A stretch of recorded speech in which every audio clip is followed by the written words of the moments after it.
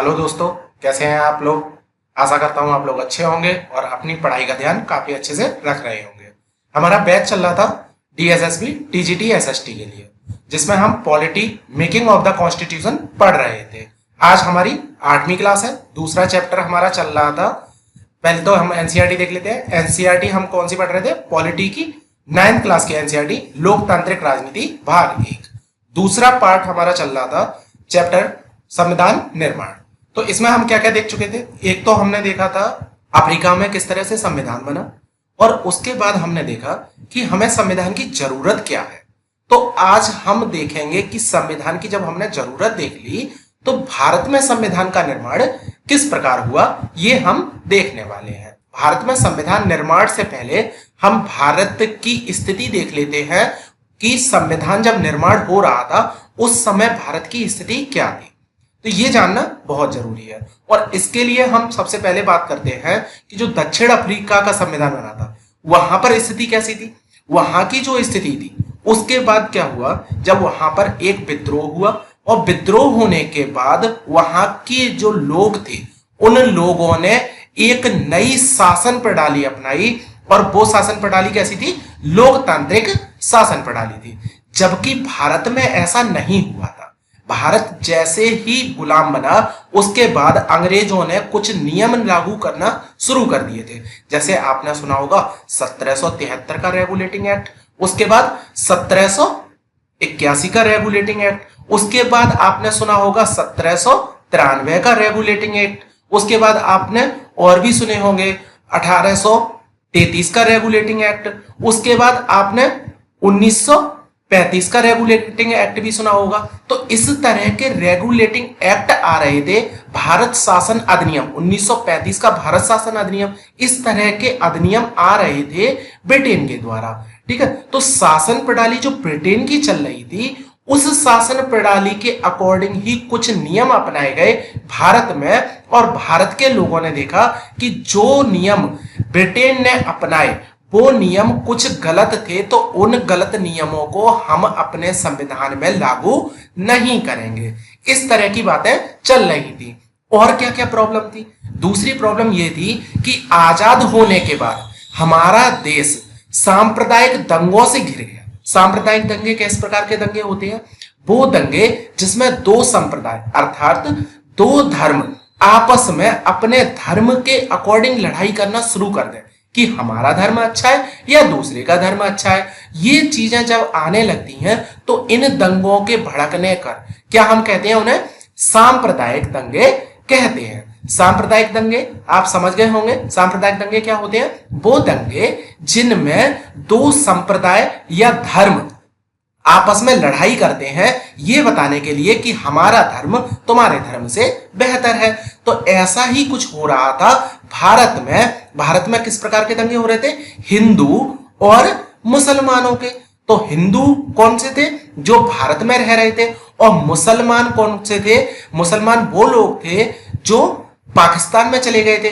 तो भारत में भी मुसलमान थे, लेकिन ये भारत और भारत के ही हिंदू मुसलमानों में लड़ाई नहीं हो रही थी। ये भारत और पाकिस्तान के हिंदू और मुसलमानों में लड़ाई हो रही थी कि आपने गलत किया है या आपने गलत किया है। मुसलमान हिंदुओं पर ये आरोप लगाते थे और हिंदू पाकिस्तान के मुसलमानों पर आरोप लगाते थे। तो इस तरह की चीजें भी चल रही थी। दूसरी क्या चीजें चल रही थी? जैसे ही भारत आजाद हुआ तो आजाद होने से पहले एक योजना लागू की गई लॉर्ड माउंट बेटन के द्वारा। तो आपको इनका नाम याद रखना है। इन्होंने क्या बोला? इन्होंने बोला कि जब हम भारत को आजाद करेंगे तो भारत को दो हिस्सों में विभाजित करेंगे। एक तो भारत को ही रखा गया और दूसरा क्या बनाया गया? दूसरा बनाया गया पाकिस्तान। तो भारत और पाकिस्तान दो हिस्से बन गए। अब देसी रियासतें थी। कितनी देसी रियासतें थी? कम से कम 550 के लगभग देसी रियासतें थी। इन देसी रियासतों को क्या बोला गया कि या तो वो भारत के हिस्से में आ जाए या पाकिस्तान के हिस्से में चले जाए, या फिर इन देसी रियासतों को तीसरा और एक विकल्प दिया गया कि ये खुद स्वतंत्र रियासत या स्वतंत्र राज्य या स्वतंत्र राष्ट्र बन सकती हैं। तो इन तीन विकल्पों में से कोई भी विकल्प ये देसी रियासत चुन सकती थी। यहीं पर सबसे बड़ा कॉन्फ्लिक्ट उत्पन्न हुआ कि अब इन देशी रियासतों के सामने दो बातें सामने आई, या तो हम भारत में मिल जाए या पाकिस्तान में मिल जाए या स्वतंत्र हो जाए। इस तरह की बातें चल रही थी संविधान के निर्माण से पूर्व। अब संविधान का जब निर्माण होने शुरू हुआ तो उसकी बात करते हैं कि जब रास्ता शुरू किया संविधान के निर्माण का, तो ये रास्ता कहां से शुरू हुआ? ये रास्ता शुरू हुआ जब 1928 में देखिए इससे पहले कई नियम लागू हो चुके थे। जब 1857 का विद्रोह हुआ, 1857 हमारे उसमें है, 1857 का जब विद्रोह हुआ तब तक हमारे देश में किसका शासन था? ब्रिटेन की एक कंपनी थी, उसे हम क्या कहते हैं? EIC, east India company. इस कंपनी का भारत पर शासन था। 1857 का विद्रोह हुआ तो भारत में एक अधिनियम आया, 1858 का अधिनियम। इस अधिनियम ने पूरी ब्रिटेन की व्यवस्था को, मतलब जो ईस्ट इंडिया कंपनी की व्यवस्था थी, उस व्यवस्था को बदल के रख दिया। उन्होंने कहा कि अब जो भारत पर शासन होगा वो ब्रिटेन की एक कंपनी, ईस्ट इंडिया कंपनी का ना होकर ब्रिटेन की महारानी, मतलब ब्रिटेन की महारानी जो हुआ करती थी उन्हें ताज का शासन कहा जाता था। मतलब जो ब्रिटेन की महारानी का शासन होने वाला है उसे ताज का शासन कहा गया। तो अब ईस्ट इंडिया कंपनी का शासन ना रहकर ताज का शासन हमारे देश में लागू कर दिया गया। वहां से ही कुछ रास्ते अपनाए गए जिनमें भारत के लोगों को भी शामिल किया गया जो वहां पर अपने देश में शासन व्यवस्था चल रही थी। तो भारत की शासन व्यवस्था जब ईस्ट इंडिया कंपनी से ताज के हाथ में आई तो उस समय भारत के लोगों को भी मौका दिया गया कि ये भी भारत के लोग इसमें आए और अपना सहयोग करें। तो इस तरह की व्यवस्थाएं चल रही थी। अब 1928 में क्या हुआ? 1928 में जो मोतीलाल नेहरू थे उन्होंने और कांग्रेस के 8 नेताओं ने, तो 9 लोग हो गए, इन्होंने एक संविधान लिखा, भारत का एक संविधान लिखा। तो इसे कहते हैं 1928 का नेहरू का संविधान। अब याद रखिए यहां नेहरू शब्द आता है तो आपको पूरा नाम याद रखना है। यहां जवाहरलाल नेहरू ना होकर मोतीलाल नेहरू है। तो मोतीलाल नेहरू ने 1928 का संविधान लिखा। यह क्वेश्चन आपके एग्जाम में आता है। पहला पॉइंट तो ये हो गया, इस पॉइंट को याद रखना। दूसरा पॉइंट है 1931 में एक कराची का अधिवेशन हुआ। देखिए भारतीय राष्ट्रीय कांग्रेस की स्थापना 1885 में ही हो गई थी और वहां से ये लगातार क्या कर रहे थे? अधिवेशन कर रहे थे। मतलब ये क्या होता था? एक जगह पर कांग्रेस के लोग इकट्ठे होते थे और वहां पर सभा आयोजित की जाती थी। तो ऐसी ही सभा 1931 में कराची में आयोजित की गई और उस सभा में आजाद भारत का संविधान कैसा होगा इस बात पर चर्चा की गई। तो इन दोनों चर्चाओं से, एक तो संविधान जो लिखा था 1928 में मोतीलाल नेहरू ने, और दूसरा जो कराची में एक चर्चा हुई आजाद भारत के संविधान कैसा होगा इस बात पर। तो इन दो बातों से क्या निकल कर आया? 4 पॉइंट निकल कर आए। कौन कौन से पॉइंट निकल कर आए? पहला पॉइंट इन्होंने कहा कि जो भारत का संविधान होगा उसमें सार्वभौमिक वयस्क मताधिकार दिया जाएगा। अब सार्वभौमिक वयस्क मताधिकार क्या होता है? सार्वभौम मतलब सभी लोग, वयस्क मतलब जिनकी उम्र 18 साल या सरकार द्वारा तय की जाती है कि इस वर्ष से ऊपर के जो व्यक्ति होंगे वो वयस्क माने जाएंगे। तो उस उम्र से ऊपर के लोग, मतलब वयस्क लोगों को, सभी वयस्क लोगों को, यहां पर महिलाएं और पुरुष दोनों को समानता का अधिकार दिया गया और उन्हें कहा गया कि इन दोनों को ही एक तो मताधिकार होगा। दूसरा पॉइंट इसमें बोला गया कि स्वतंत्रता और समानता का अधिकार होगा। दूसरा स्वतंत्रता का अधिकार होगा। तीसरा इन्होंने बोला समानता का अधिकार होगा। चौथा पॉइंट जो सबसे इंपॉर्टेंट था कि अल्पसंख्यकों के अधिकारों की रक्षा की जाएगी। तो ये पॉइंट भी इंपॉर्टेंट है। तो कौन कौन सी 4 बातें निकल कर आई? अगर आपसे पूछा जाए कि कराची अधिवेशन और 1928 के मोतीलाल नेहरू के संविधान के अकॉर्डिंग भारत में कौन कौन से विकल्प सामने आए, तो 4 रास्ते तय हुए कि भारत का संविधान कैसा होगा। एक तो सार्वभौमिक वयस्क मताधिकार दिया जाएगा, दूसरा स्वतंत्रता का अधिकार दिया जाएगा, तीसरा समानता का अधिकार दिया जाएगा और चौथा बोला अल्पसंख्यक जो लोग हैं उनके अधिकारों की रक्षा की जाएगी। तो ये 4 पॉइंट हमारे सामने आते हैं। अब इससे आगे की बात करें, भारत के संविधान सभा का जब निर्माण हुआ, ये बाद में हम संविधान के सभा के निर्माण के बारे में बात करेंगे, पहले हम पॉइंट कर लेते हैं कि उससे पहले क्या हो रहा था। तो उससे पहले जो शासन था उसमें प्रादेशिक असेंबलियां थी। अब हमने जैसे ही बोला था ना कि 1858 का नियम आया था, उसमें भारत के लोगों को जगह दी गई थी कि अब ये लोग भी क्या करेंगे, जो ब्रिटिश शासन था उसमें अपना योगदान देंगे। तो ये योगदान की बात 1858 से ही करना शुरू कर दी थी, लेकिन 1937 में पहली बार भारत में जो प्रादेशिक असेंबलियां थी उनके लिए चुनाव कराए गए। तो प्रादेशिक असेंबलियां कौन कौन सी थी? जैसे अभी हमारे यहां पर एक तरीका अपनाया जाता है, जैसे उत्तर प्रदेश का एक विधानसभा है, उसी तरह से बिहार की विधानसभा है, मध्य प्रदेश की है, राजस्थान की है। ये राज्य हैं और इन राज्यों में विधानसभाओं का निर्माण होता है। उसी तरह से जो पहले थे, जो प्रांत थे, उन प्रांतों के लिए भी असेंबली हुआ करती थी, मतलब एक सभा हुआ करती थी जहां पर निर्णय लिए जाते थे। और उन असेंबलियों का चुनाव कब कराया गया? 1937 में ब्रिटिश शासन द्वारा 1937 में चुनाव कराया गया प्रादेशिक असेंबलियों के लिए। ये पॉइंट आपको याद रखना है, आगे काम आएगा, वो हमें देखना पड़ेगा। ठीक है, तो इसमें जो सरकारें थी वो पूरी तरह से लोकतांत्रिक नहीं थी। क्यों लोकतांत्रिक नहीं थी? क्योंकि जो चुनाव हो रहा था, लोकतंत्र के बारे में हमने पहले चैप्टर में पढ़ा कि लोकतंत्र में कौन कौन सी विशेषताएं थी। आपको रिकॉल कराने के लिए मैं बताता हूं कि पहली विशेषता थी कि जो सबसे ऊपर बैठा हुआ व्यक्ति होगा वो कैसा होगा? लोगों के द्वारा चुना हुआ होगा। दूसरी विशेषता थी कि जो लोग हैं, जो चुनाव लड़ रहे हैं, उनमें जो पार्टियां हैं, उन पार्टी को जीत और हार के समान अवसर प्राप्त होंगे। तीसरा था कि एक व्यक्ति एक वोट और हर वोट का मूल्य समान। तीसरी विशेषता ये थी। और चौथी विशेषता थी कि जो चुनकर व्यक्ति आने वाला है, जो पार्टी चुनाव जीतकर सरकार बनाने वाली है, वो दो चीजों के बीच में रहकर कार्य करेगी। एक तो संविधान के बीच में रहेगी और दूसरी मानवाधिकारों के बीच में रहेगी। जो मानव अधिकार होते हैं उन अधिकारों के बीच में रहेगी। तो ऐसी बात है, ये 4 विशेषताएं थी।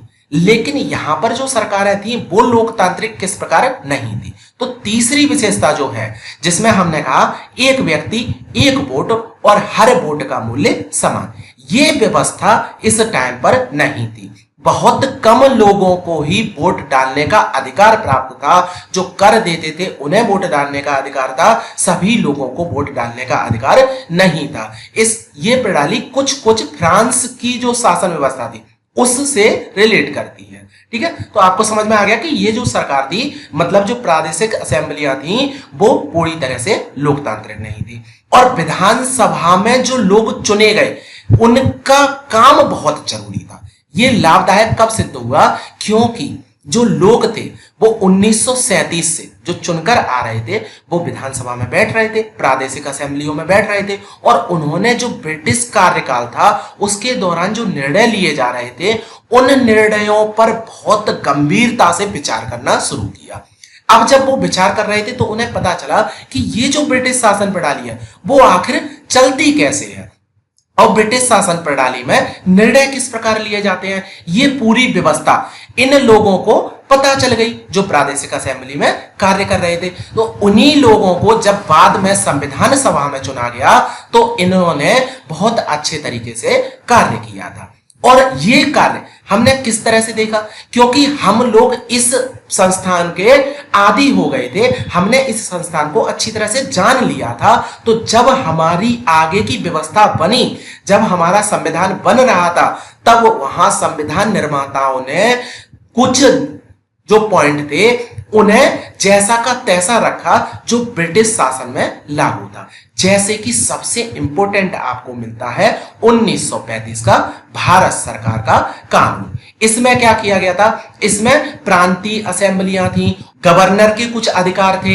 तो इस तरह की बातें थी 1935 के अधिनियम में। तो 1935 का अधिनियम काफी इंपॉर्टेंट हो गया, जो हमारे देश के संविधान के निर्माण में बड़ा योगदान देता है। अब क्या केवल भारत के ही कुछ पॉइंट थे वो संविधान के निर्माण में लागू किए गए? ऐसा नहीं है। कुछ विदेशी शक्तियां भी थी, जैसे हम बात करते हैं फ्रांसीसी क्रांति।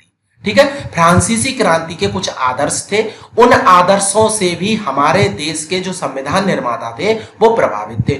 उसके बाद ब्रिटेन की जो संसदीय प्रणाली थी, अभी हमने बात किया, जो संसद थी, लोकसभा, राज्यसभा, ये कॉन्सेप्ट कहां से आया? ये ब्रिटेन की संविधान की प्रणाली को ही हमने देखा है और वहां से ये कॉन्सेप्ट लिया है।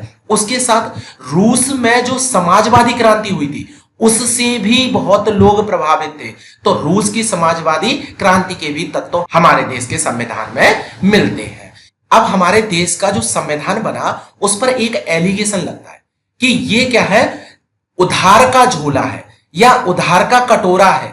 हमने क्या किया है, जो भारत का संविधान है वो विदेश से उधार लिया है, मतलब विदेश के संविधानों को जैसा का तैसा रख दिया है। ये हमारे संविधान पर एलिगेशन लगता है। क्या ऐसा सच है? ऐसा सच नहीं है। जब हमारे देश का संविधान का निर्माण हो रहा था तो वहां के जो लोग थे, संविधान निर्माता थे, उन्होंने विदेश के कुछ पॉइंट लिए जरूर, लेकिन उन पर गंभीर विचार किए। सभी पॉइंट नहीं लिए, वो पॉइंट लिए जो हमारे देश के नागरिकों का भला कर सकते थे, हमारे देश पर लागू हो सकते थे, हमारे देश की विविधता को समझते थे। तो उस तरह के कुछ पॉइंट हमारे देश में लिए गए थे। ठीक है, उससे संविधान का निर्माण हुआ था। तो ये आपको याद रखना है। अगर कोई कहे कि हमारे देश का संविधान उधार का झोला है, ऐसा नहीं है। कुछ ही पॉइंट हमारे देश में लिए गए थे और वो पॉइंट बहुत ज्यादा विचार विमर्श करके लिए गए थे। अब आते हैं हम संविधान सभा के निर्माण पर। ठीक है, एक तो क्लियर हो गया था कि संविधान सभा का जब निर्माण हुआ तो वो संविधान सभा किस प्रकार निर्मित हुई? वो हुई थी चुने गए जनप्रतिनिधियों से।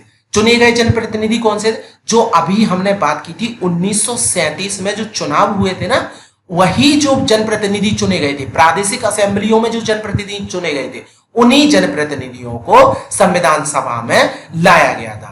तो क्या इनका चुनाव सार्वभौमिक वयस्क मताधिकार से हुआ था? ऐसा नहीं है। इसी वजह से कहा जाता है कि संविधान सभा का जो निर्माण हुआ था वो लोकतांत्रिक नहीं था। लेकिन ये भी एक एलिगेशन है। जब चुनाव हो गए तो बाद की बात मैं बताता हूं कि जब हमारा संविधान लागू किया गया उसके बाद चुनाव हुए, उन चुनावों में भी वही व्यक्ति, बहुत सारे व्यक्ति वही वाले चुनकर आए जो हमारे संविधान सभा में हिस्सा लिए हुए थे। तो ऐसा तो हम नहीं कह सकते कि अगर चुनाव पहले होते तो भी वही व्यक्ति चुनकर आते, क्योंकि चुनाव, संविधान जब निर्माण हो गया, संविधान सभा का निर्माण हुआ, उसके बाद जब संविधान का निर्माण हो गया उसके बाद जो चुनाव हुए उनमें भी वही व्यक्ति चुनकर आ रहे हैं। तो उनकी रेपुटेशन पर एलिगेशन नहीं लगाया जा सकता है। ऐसी कुछ बात हमें देखने को मिलती है। तो ये बात हमने कह दिया। अब संविधान सभा क्या है ये हम देख लेते हैं। जो चुने गए जनप्रतिनिधि थे वो संविधान सभा नामक विशाल दस्तावेज को लिखने का काम कर रहे थे। संविधान नामक विशाल दस्तावेज को जो लिख रहे थे चुने गए जनप्रतिनिधि, उन जनप्रतिनिधियों की एक सभा को हमने क्या कहा? संविधान सभा कहा। संविधान सभा के लिए चुनाव कब कराए गए थे? जुलाई 1946 में चुनाव कराए गए थे। और इसकी पहली बैठक कब हुई? पहली बैठक हुई दिसंबर 1946 में। तो ये पॉइंट आपको याद रखने हैं। ये पॉइंट पर स्टार लगा दीजिए, ये पॉइंट बहुत इंपॉर्टेंट है। इसके बाद क्या हुआ? जब चुनाव में पहली बैठक हुई तो पहली बैठक के बाद ही पूरा जो देश था, अखंड भारत था, उसके दो हिस्से कर दिए गए। और इस नीति को क्या कहा गया? लॉर्ड माउंटबेटन की नीति। जिसमें कौन से दो हिस्से हुए?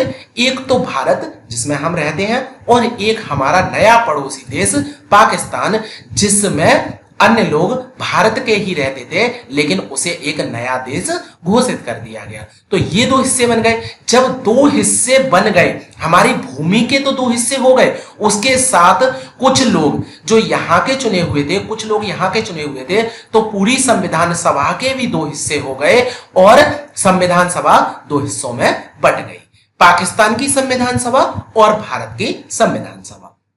अब जो भारतीय संविधान सभा थी उसमें कितने लोग थे? उसमें 299 सदस्य थे। ये आपको याद रखना है और इस पर भी पॉइंट लगा लीजिए, क्योंकि ये कभी बदलते रहते हैं। कहीं पर ये 299 होते हैं, कहीं 297 होते हैं, कहीं 300 लोग होते हैं। तो आपको याद रखना है 9th क्लास की एनसीईआरटी का दूसरा चैप्टर क्या कहता है कि भारत के संविधान सभा में कितने लोग थे? 299 थे। और जब डीएसएसबी, केवीएस, ईएमआरएस, एनवीएस की बात करते हैं तो वो एनसीईआरटी में दिए हुए फैक्ट को ही सही मानता है। तो आपको क्या याद रखना है कि भारत की संविधान सभा में 299 लोग थे। अब बात करते हैं जो अपना जो संविधान था, उस संविधान सभा का कार्य कब पूरा हो गया? तो कार्य पूरा हो गया था 26 नवंबर 1949 को इनका कार्य पूरा हो गया। और लागू कब हुआ संविधान? संविधान लागू हुआ 26 जनवरी 1950 को। तो इस दिन को ही हमने क्या कहा? गणतंत्रता दिवस कहा। तो 26 जनवरी 1950 से ही 26 जनवरी को किस दिवस के रूप में मनाया जाता है? गणतंत्र दिवस के रूप में मनाया जाता है। आगे बात करते हैं कि उस समय क्या था? मैंने बताया था सार्वभौमिक वयस्क मताधिकार नहीं था और संविधान सभा में जो चुनाव हुए थे वो लोगों के द्वारा प्रत्यक्ष ढंग से नहीं करे गए थे, क्योंकि उस समय की जो प्रणाली थी उस प्रणाली के लिए कोई नियम तो लागू नहीं किया गया था और हमारे पास इस प्रकार की व्यवस्था भी नहीं थी कि सभी लोगों से चुनाव कराया जाए और संविधान सभा का निर्माण किया जाए। तो ये पॉइंट आपको याद रखना है। इस चुनाव का जो मुख्य रूप था किनसे आधारित था? चुनी हुई प्रांतीय असेंबलियों के सदस्यों द्वारा ही किया गया था। ठीक है, इनमें कौन लोग थे? चुनी गई जो प्रांतीय असेंबलियां थी उन लोगों के सदस्य थे। लेकिन प्रांतीय असेंबलियां एक जगह तो थी ही नहीं, सभी प्रांत, भारत के जितने भी प्रांत थे उन सभी प्रांतों के सदस्यों को इसमें शामिल किया गया था। इसी वजह से कहा जाता है जो संविधान सभा थी उसमें जो प्रतिनिधित्व था वो पूरे भारत के भौगोलिक क्षेत्र से लिया गया था। किसी भी भारत के किसी भी क्षेत्र को इसमें नहीं छोड़ा गया था। तो ये पॉइंट आपको अच्छे से याद रखना है। जब हम संविधान के बारे में पढ़ते हैं तो हमें कुछ अच्छी अच्छी चीजें पता होना चाहिए कि लोकतांत्रिक ना होने के बावजूद भी हमारे देश की व्यवस्था इस प्रकार की अपनाई गई। संविधान लागू ना होने से पहले ही हमने लोकतांत्रिक व्यवस्था को लागू किया, सभी लोगों को हमने प्रतिनिधित्व प्रदान किया, सभी लोगों को हमने संविधान सभा में आने की अनुमति दी। तो ये हमारे लिए एक बहुत अच्छी बात है।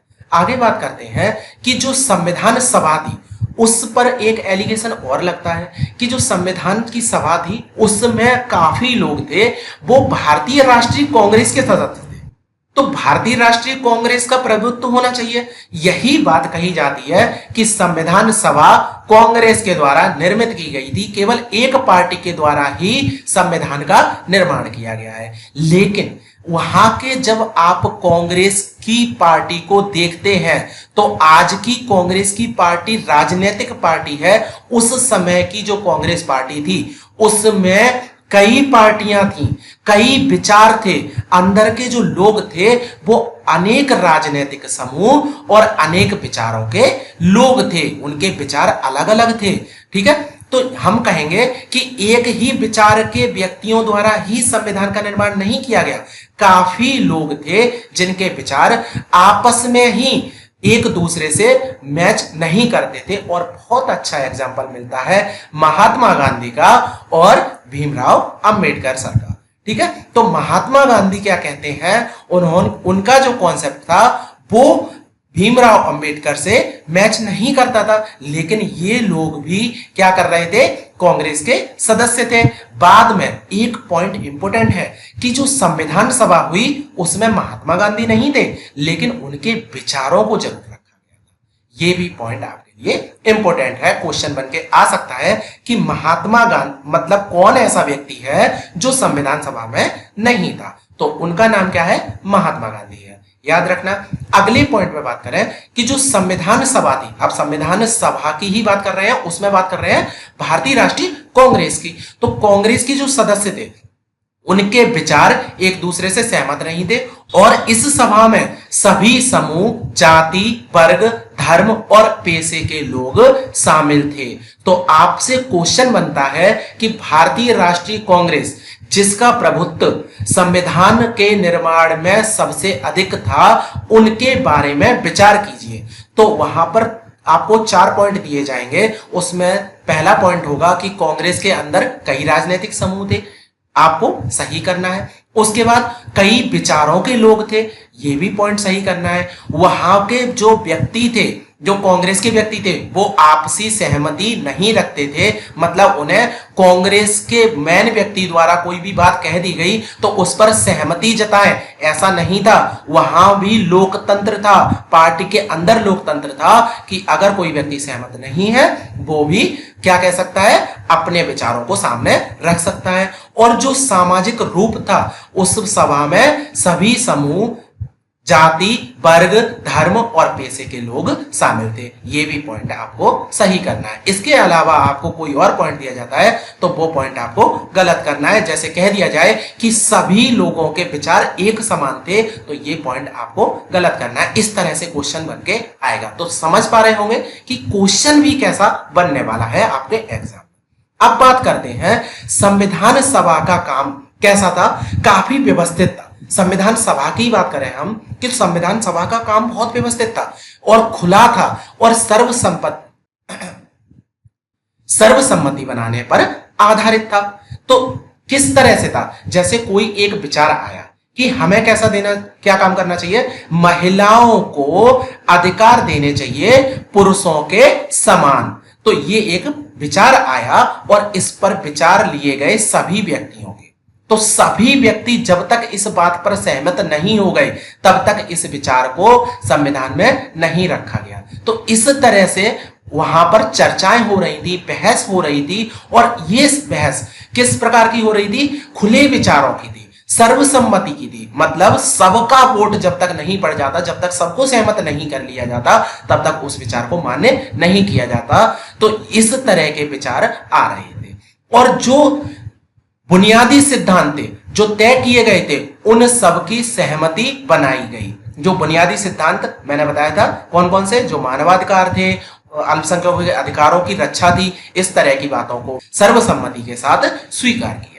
अब यहां पर एक पॉइंट आता है कि प्रारूप समिति के जो प्रमुख थे वो कौन थे, वो थे भीमराव अंबेडकर। ठीक है, इन्होंने क्या किया था, प्रारूप समिति मतलब संविधान का जो प्रारूप था उसका निर्माण किसने किया था, भीमराव अंबेडकर की एक कमेटी थी जिसमें 7 सदस्य और थे। तो इन लोगों ने मिलकर क्या किया था, संविधान का प्रारूप तैयार किया था। ये हो गई हमारे संविधान के विचारों की बात। अब बात करते हैं कि संविधान में किस प्रकार से कार्य चल रहा था। तो जो कार्य चल रहा था वो कई तरह से विचारों पर निर्भर था। मतलब प्रत्येक जो धारा थी उस पर कई कई दौर तक चर्चा हो रही थी और बहुत से विचार आए जिन पर संशोधन की बात की गई। ये 2000 से ज्यादा थे जो विचार थे, संशोधनों पर जो विचार हो रहा था वो 2000 से ज्यादा विचार थे जिन पर बहस की गई कि इन पर हमें विचार करना चाहिए और पुनः व्यवस्थित करना चाहिए। ये चर्चाएं 114 दिन तक चली।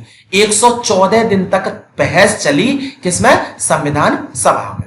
और जो संविधान सभा थी उसका हर प्रस्ताव, हर शब्द, वहां की कही गई हर बात रिकॉर्ड की गई थी। और इसी रिकॉर्डिंग को हमने क्या कहा, कॉन्स्टिट्यूएंट असेंबली डिबेट्स, इस नाम से जारी किए गए 12 ग्रंथ। तो आपको याद रखना है कि जो संविधान सभा के विचार थे, उनकी बहसें थी, उनके जो शब्द थे, उन शब्दों को एक जगह पर इकट्ठा किया गया और कुछ खंड बनाए गए, 12 किताबें प्रकाशित की गई। उनका नाम क्या था, कॉन्स्टिट्यूएंट असेंबली डिबेट्स। तो आप समझ गए होंगे कि किस तरह से हमारे संविधान का निर्माण हुआ है, किस तरह से विचार विमर्श किए जा रहे थे, किस तरह की बहसें चल रही थी। तो इन बातों को अच्छी तरह से आपको याद रखना है। कितने दिन तक बहस हुई? 114 दिन तक बहस हुई। किन्होंने प्रारूप समिति का निर्माण किया? प्रारूप समिति के अध्यक्ष कौन थे? डॉक्टर भीमराव अंबेडकर थे। तो ये पॉइंट जो मैंने आपको बताए, डायरेक्ट क्वेश्चन आपके एग्जाम में मिलते हैं। तो आज के लेक्चर में हम बस इतना ही रखते हैं। आपको कुछ चीजें याद रखनी है, आपको कुछ क्वेश्चंस करने हैं। इसमें से मैं आपको कुछ क्वेश्चन बताता हूं कि जो हमारे यहां पर 1909 का शासन अधिनियम था, 1909 के शासन अधिनियम की बात करता हूं, तो उसमें एक बात कही गई थी, उसका नाम था सांप्रदायिक प्रतिनिधित्व। ठीक है, एक पॉइंट आपका आता है सांप्रदायिक प्रतिनिधित्व। तो ये क्या है प्रतिनिधित्व? आपको ये बताना है कि सांप्रदायिक प्रतिनिधित्व क्या होता है। मैंने एक हिंट दे दी, अगर आप 1909 के अधिनियम में जाएंगे तो आपको यह शब्द देखने को मिलेगा। तो आपको कमेंट सेक्शन में बताना है सांप्रदायिक प्रतिनिधित्व होता क्या है।